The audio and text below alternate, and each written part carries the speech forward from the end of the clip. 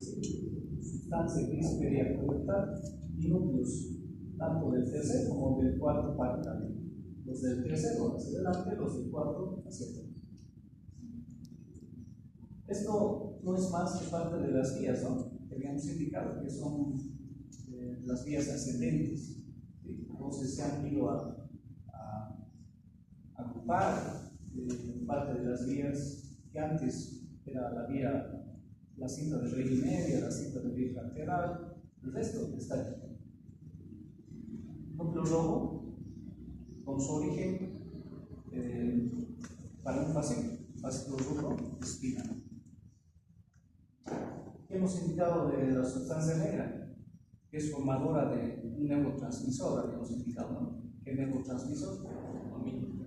La dopamina. ¿Y qué tiene influencia la dopamina? Justamente en los movimientos voluntarios, ¿no? Pero la deficiencia de la dopamina entonces va a generar más bien movimientos involuntarios, no sincronizados, típicos de Parkinson, habíamos dicho. Bueno, de eso es encargado justamente el Opus Nigel, encargado de la formación de la dopamina. La dopamina es un neurotransmisor. Cuando hemos hablado de neurotransmisores, hemos mencionado justamente la dopamina que se formaba en el Opus Nigel. Bueno, ahí está el Opus Nigel. Y esto va a llegar prácticamente casi hasta el tálamo óptico. Está por debajo del tálamo óptico, el hipotálamo. Entonces va a llegar hasta el hipotálamo, la sustancia negra. No es solamente que lo encontramos en una partecita del mesociclo, sino está en toda su partecita del mesociclo. Hay que tomar en cuenta que la parte anterior del mesencéfalo es justamente los pedúnculos cerebrales. Aquí están los pedúnculos, ¿no? ¿Qué van a descender por los pedúnculos cerebrales? Los fascículos corticales. Aquí son corticales, la vía piramidal. Luego en la médula espinal, en el límite, en el núcleo de la médula, recién se empieza a vivir. Eso tienen que tomar en cuenta. Después es un fascículo bastante grueso, como estamos observando aquí. Tiene mucha conexión el Opus Nigel con el cerebelo. Indudablemente, tiene que tener conexión, porque justamente el cerebelo es el que va a dar un movimiento fino a los músculos, la acción de los músculos. Si no hubiera cerebelo, todos los movimientos serían justamente así, como en el Parkinson. Entonces, tiene conexiones con el cerebelo. Tiene conexiones con el rojo, con centros superiores del cerebro. También, a ver, entre el Opus Nigel y el núcleo rojo, que nos hemos podido colocar algunas flechitas indicando las conexiones. Entonces, conexiones del núcleo rojo con el cerebro, conexiones del Opus Nigel con el cerebro. Así vamos a ver qué partes tiene el cerebro. Bueno, vamos a hablar del cerebro. El cerebro es un órgano nervioso. Es bastante grande, al igual que el cerebro, pero no tan grande como el cerebro. Pero en relación al tronco encefálico, por ejemplo, la infección se mide la misma distancia. Está ubicado posteriormente al tronco encefálico. Tiene una coloración grisácea. Eso representa que hay cuerpos neuronales en la superficie del cerebro. Tiene una forma un tanto peculiar. Tiene una forma prismática triangular. Se parece a una cosa, se parece a un prisma. Y forma parte del techo y acaba el cuarto ventrículo.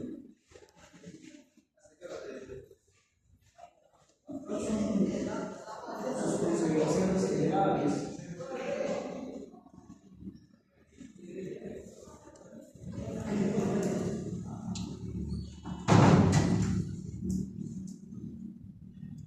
Bueno, evidentemente está en la parte posterior formando parte del techo del cerebro. Está debajo del cerebro. Por lo tanto, tiene mucha relación con el cerebro, una de las caras. Está separada justamente del cerebro por una cubierta que tiene el cerebro, a la cual se la denomina la grieta del cerebro. Igual es una dependencia de la dura.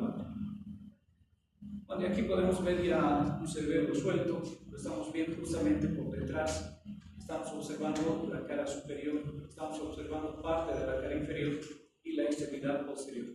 Bueno, el cerebelo, dentro de sus consideraciones morfológicas, tiene justamente la forma de un prisma, por lo tanto vamos a encontrar tres caras: una cara superior, una cara inferior y la otra cara que no la estamos viendo, que está hacia adelante. Anterior. Esta es la extremidad posterior, o sea, lo estamos viendo posteriormente. Y como ven ustedes, en la línea media del cerebelo vamos a encontrar una eminencia alargada que se parece, que se lo compara justamente con el cuerpo de la mariposa, que decíamos, se parece a una mariposa, evidentemente. Este es el cuerpo de la mariposa y estos vendrían a ser las alas de la mariposa. Como tal, lo han denominado vermis, justamente por esa semejanza, el vermis. Y a las alas se los denomina hemisferios. Tiene una circunferencia que está separando justamente la cara superior de la cara inferior, en cuya profundidad nosotros vamos a encontrar una cisura que se llama justamente la cisura circunferencial de Migdasir, que es bastante profunda, separando justamente estas dos caras. Nuevamente nosotros estamos observando al cerebelo, pero esta vez lo estamos haciendo inferiormente, ya no superiormente. Estamos observando parte de la cara anterior y estamos observando en su plenitud la cara posterior. Bueno, ¿qué podemos apreciar nosotros en la cara inferior? Superiormente se ve mejor el vermis, inferiormente también se ve mejor, pero esta vez está un tanto separado. Pareciera que aquí han tratado de extender lo más posible los hemisferios cerebrales para observar justamente en el fondo el vermis. Bueno, entonces, algunas características muy generales del cerebelo. Queremos hablar justamente ya de la cara superior. ¿Qué tiene la cara superior del cerebelo? Bueno, en la cara superior entonces nosotros vamos a encontrar el vermis visto superiormente, una eminencia convexa, tanto en sentido transversal como en sentido anterior-posterior. Vamos a encontrar los hemisferios cerebrales. Estos hemisferios en realidad tienen una dirección un tanto plana, o sea, es casi transversal la dirección, ¿no? Por lo cual la cara es plana, está separada simplemente del cerebro por la tienda del cerebro. En esta superficie nosotros vamos a encontrar una cisura. ¿Qué estamos observando? Justamente esa cisura, ¿no? Se ve mejor en el lado izquierdo. Es una cisura un tanto profunda que se denomina la cisura primaria, la cisura lateral. Y por delante vamos a encontrar otros surcos, pero no son tan profundos, que dividen toda la cara superior, al igual que la cara inferior, en pequeñas superficies que se denominan láminas. La cara inferior más bien es más convexa, los hemisferios. El vermis está oculto. Aquí vamos a encontrar más bien una escotadura, ¿sí? Una escotadura bastante profunda, que si nosotros separamos, como lo están haciendo en esta imagen, cuando separados justamente han extendido los hemisferios, recién se va a poder observar el vermis.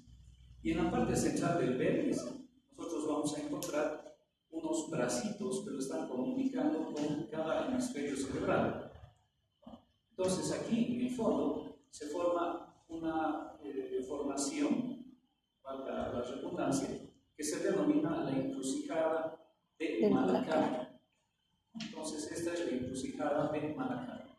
¿Qué están representando esos bracitos que van a cada hemisferio? Bueno, representan en realidad lo que vienen a ser los fascículos que van de un hemisferio cerebeloso hacia el vermis, o bien de un hemisferio cerebeloso al otro lado, al otro hemisferio. Entonces, eso representa justamente estos bracitos que lo están uniendo a cada hemisferio cerebral. Esta cara inferior no tiene surcos primarios, sino simplemente secundarios o bien terciarios, que van a separar justamente la superficie en láminas laminales. Hay dos surquitos anteroposteriores, donde están interrumpidos justamente estos surcos por la presencia de esos brazos. Ahora Ahora sí podemos observar la cara anterior, y con eso estaríamos completando las tres caras que decíamos que tiene el cerebelo: una cara superior, una cara inferior convexa, una cara superior plana y una cara anterior que en realidad es interrumpida primero por esto. Y esto no es más que una prolongación del cuarto ventrículo. Como está formando parte del techo del cuarto ventrículo, entonces cuando nosotros cortamos, cuando nosotros seccionamos, entonces nos llevamos parte de esa cavidad. Por eso se llama prolongación del cuarto ventrículo. Por encima de esa prolongación del cuarto ventrículo, este espacio en realidad, nosotros vamos a encontrar la parte más anterior del vértice. Sí. La lígula. Por debajo vamos a encontrar una lámina de color blanquecino. Es una lámina nerviosa que está formando parte justamente de ese techo que nosotros habíamos mencionado en el cuarto ventrículo, que no es más que la membrana de Wilson. Y como vemos, esta membrana, esta lámina, se extiende de estas otras formaciones que están lateralmente, que están pintaditas de color blanco. Entonces, ¿qué representan? Los pedúnculos cerebelosos. Aquí nosotros podemos encontrar los tres pedúnculos cerebelosos: el superior, el medio y el inferior. Entonces, esta lámina se extiende de un lado de los pedúnculos cerebelosos hacia el otro lado. Por debajo, nosotros vamos a encontrar esta otra pequeña formación que se llama el nódulo. Por encima del nódulo, otra lámina blanquecina. También es nerviosa, se llama la membrana de Tarim o el velo medular inferior. La membrana de Wilson, como ya saben ustedes, también se lo llama como velo medular superior. Aquí tenemos el velo medular inferior o membrana de Tarim. Esta vez está por debajo de los pedúnculos cerebelosos. Pareciera que se están extendiendo en realidad desde estas pequeñas formaciones que se denomina el flóculo. Entonces ahí tenemos el lóbulo del flóculo, o también se llama el lóbulo del neumogástrico. Lobulillo del neumogástrico o flóculo. Entonces pareciera que esa membrana se está extendiendo desde un lobulillo hasta el otro, formando el suelo justamente de esa prolongación del cuarto ventrículo. Entonces, en resumen, esta prolongación del cuarto ventrículo tiene un techo, tiene un suelo y tiene paredes laterales. El techo va a estar formado justamente por el velo medular superior, el suelo por el velo medular inferior, y las paredes laterales por quién estará formado, los pedúnculos cerebelosos. También tenemos justamente el pedúnculo cerebeloso medio, que es el más grueso y el más importante, que pareciera que todas las paredes laterales de la protuberancia van a ir a formar justamente los pedúnculos cerebelosos medios, ¿no? Es bastante delgado, porque los pedúnculos cerebelosos superiores solamente son pequeños placitos que unen a una encéfalo, y los pedúnculos cerebelosos inferiores que pareciera que son restos de los fascículos de Golgi, un cuerpo restiforme, por eso se lo conoce también. Entonces, bastante pequeño. ¿Qué más vamos a encontrar aquí? En la cara anterior. Vamos a encontrar, volvemos a repetir, lateral e inferiormente a los pedúnculos cerebelosos, el lobulillo del neumogástrico o el flóculo. Y por debajo nosotros vamos a encontrar estas prolongaciones bastante grandes que se llaman las amígdalas o tóxicas cerebelosas. Vamos a encontrar también esta cisura, que no es más que la cisura circunferencial de Yggdrasil. Pero también vamos a encontrar, fíjense ustedes, delimitando al nódulo, vamos a encontrar unos surcos que se llaman los surcos posterolaterales.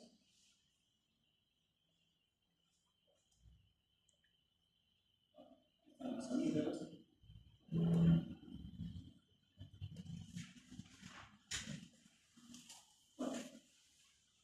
Tenemos tres caras entonces, ¿verdad? Tenemos una cara anterior, tenemos una cara superior y tenemos una cara inferior.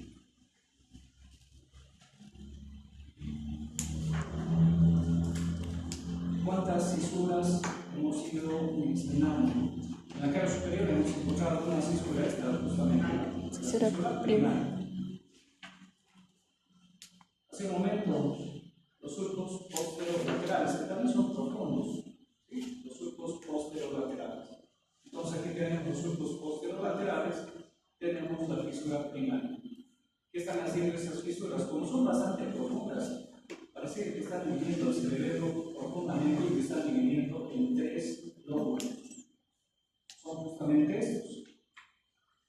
Este es el lóbulo anterior, lóbulo posterior, y este es el lóbulo flóculo-nodular. Flóculo-nodular. Que también se nos llama por el nombre de paleo-cerebelo, meno-cerebelo y anticerebelo.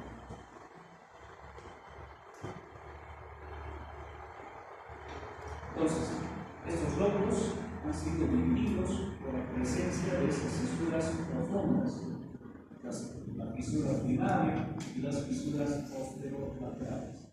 En cambio, la fisura dividida así, la lateral, la circunferencia, en realidad, lo único que está haciendo es separar la cara superior de la cara inferior, nada más. Es anatómica esa fisura, no es funcional. En cambio, estas otras son funcionales porque están dividiendo justamente cada uno de los lóbulos.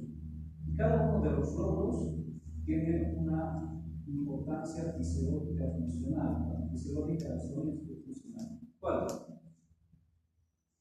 Este lóbulo, que es el lóbulo anterior, está encargado de los movimientos coordinados. Este está encargado del tono muscular.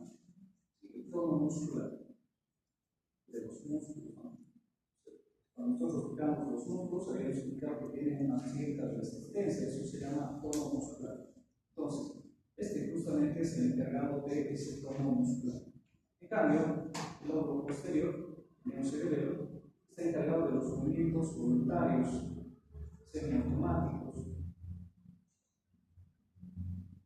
y el anticerebelo, del equilibrio. de guía auditiva, nos hemos referido justamente a este lóbulo, ¿no?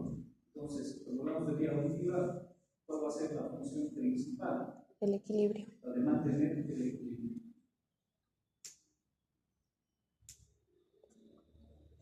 Pero como hemos visto en la configuración externa, hay surcos secundarios, hay surcos terciarios, es decir, hay surcos que son un poquito menos profundos, son más superficiales y van a ir dividiendo a cada uno de los lóbulos en lobulitos. ¿Qué estamos dibujando aquí? Esta es la cintura circunferencial de Vitas. Entonces, esta imagen está representando la cara superior, que debería ser todo esto, y parte de la cara anterior, parte de la cara anterior. Y esta es la cara anterior. Entonces, ¿cómo han representado este esquema? En realidad, esto se llama esquema de Arcel. Está representado prácticamente en todos los libros de neuroanatomía actuales. Antes había otro esquema, ¿no? Que estaba en estudio. El esquema de Postin, que es bastante antiguo, que estaba realizado justamente en el cerebelo del perro. Entonces, había mucha diferencia con el cerebelo del humano. Por eso, ya cuando empezaron a estudiar la parte de estudio, etc., representaron justamente ya el cerebelo humano, y se pusieron de acuerdo en base a una esquematización que hizo Arcel, el nombre del esquema de Arcel. ¿En qué consiste este esquema? No sé si se dan cuenta ya en cómo está orientada la imagen. No, es como si hubieran cortado, como si hubieran prolongado esta cintura, ¿no? Y hubieran abierto un libro, pero de delante hacia atrás. Por eso es que nosotros encontramos aquí parte de la cara anterior, y acá también está parte de la cara anterior. Se ve en su plenitud la cara superior y también la cara inferior, ¿no? Entonces, lo que no se ve es lo que hay por dentro, es como si hubieran solamente expuesto lo que está por fuera, ¿no? Porque por fuera se los virus superficiales que están viviendo justamente a cada uno de los lóbulos y lobulitos. Bueno, ¿cuáles son estos lobulitos y de qué lóbulos? Bueno, aquí está representado por colores. Entonces, todo esto es el lóbulo anterior. Todo esto es el lóbulo anterior. Aquí pintado ya de rosado tenemos el lóbulo posterior. Finalmente tenemos el lóbulo nodular. Y en cada uno de ellos hay lobulillos.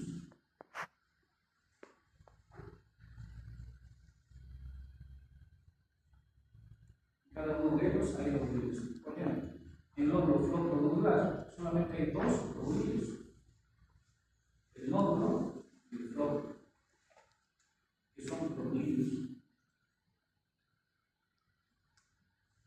Aquí en el lóbulo anterior vamos a encontrar separados por esta fisura primaria, ¿no? Entonces esto es para parte de la cara superior, de delante hacia atrás.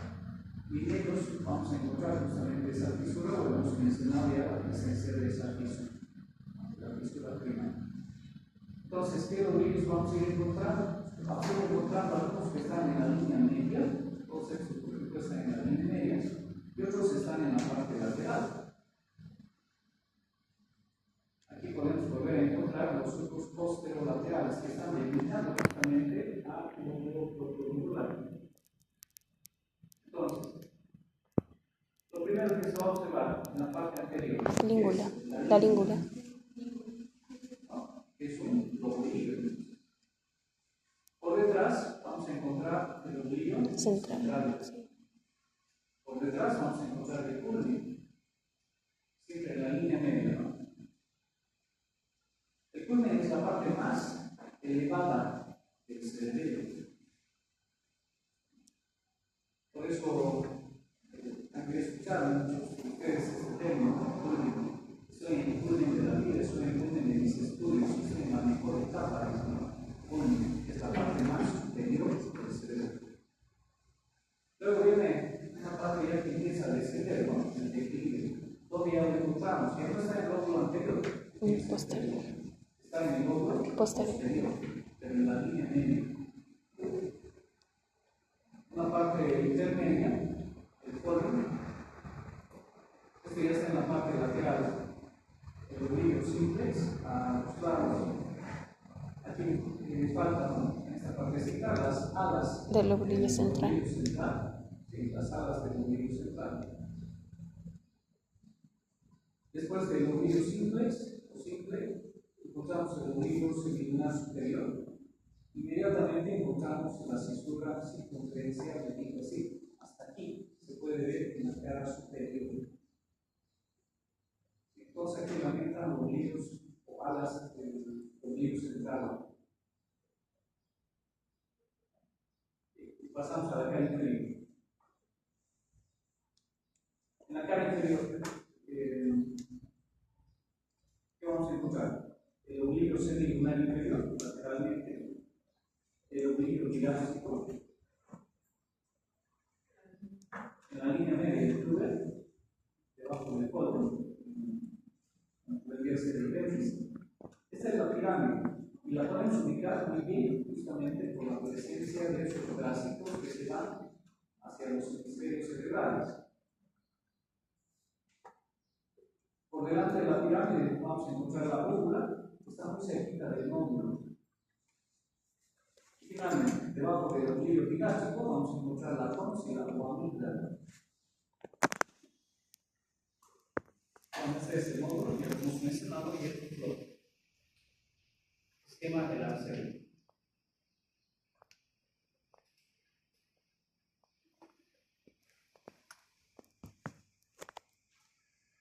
Bueno, los alumnos que pasan práctica conmigo esto lo han memorizado porque han tenido que defender su maqueta del cerebro. Estamos en el de mañana, defendiendo ya el paso, una especie de preliminante del examen. Porque aquí tenemos un corte ya documentado del cerebro que encontramos en la parte central, cerebelo. Cuando nos damos cuenta nosotros en la imagen, evidentemente en la superficie encontramos una corteza cerebelosa de color gris.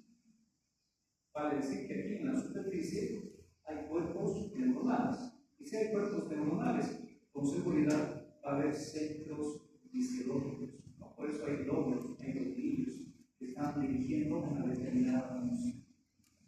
Pero por dentro de la corteza nosotros encontramos sustancia blanca.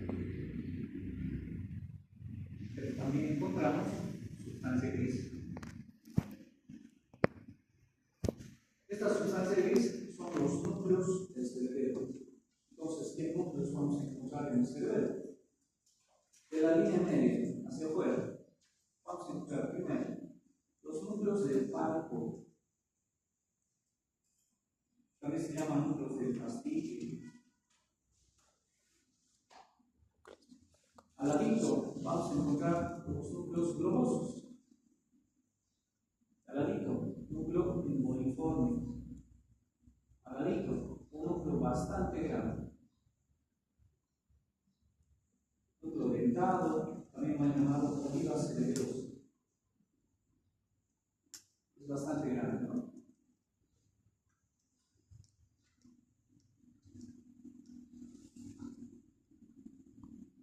Entonces, núcleos del fascicle, núcleos globosos, núcleo emboliforme y núcleo dentado o ojiva cerebelosa. Cada uno de esos núcleos tiene o pertenece más bien a un determinado lóbulo. Por ejemplo, el núcleo del fascicle está relacionado con el equilibrio. ¿Vale decir con qué lóbulo va a estar relacionado entonces? Lóculo nodular.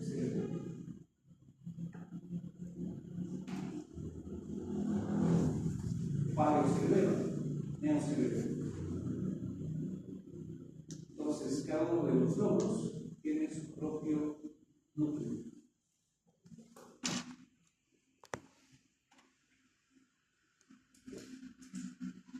Bueno, entonces aquí tenemos nosotros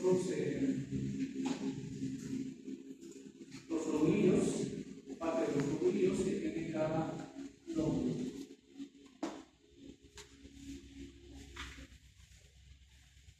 El lóbulo anterior, ¿no? La función. Decíamos, tono muscular y los movimientos asociados a la postura, por ejemplo.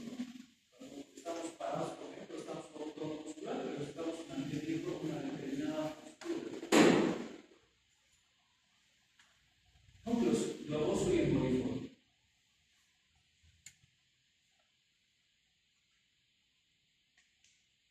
Globoso y emboliforme.